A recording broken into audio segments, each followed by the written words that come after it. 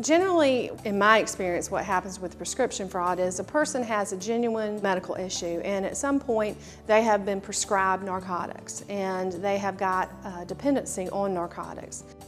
Unfortunately, sometimes that escalates, and then a person might get a hold of a prescription pad. They might doctor shop. There's different ways to commit the felony of obtaining prescription by fraud or doctor shopping, and that's where I get involved. It is generally, statistics say, middle-aged, good citizens, never been in trouble before, but they have some type of medical issue that has caused them to turn to prescription drugs. In the state of North Carolina, once you're arrested on a felony, you have a first appearance, and that particular felony is a Class H felony. And in North Carolina, felonies are in levels. An A felony is a murder case, and an I felony is a lower level felony.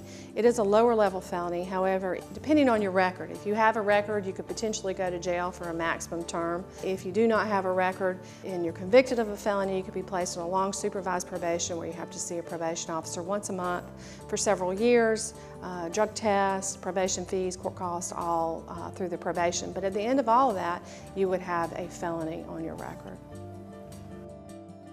What I found as a prosecutor is the same thing as I found as a defense attorney, that people have issues related to, a lot of times, to medical issues where they started taking narcotics. They didn't just start taking drugs to feel good. They have some issue and they're self-medicating, or they're taking too much of it. There's issues like that I found mostly.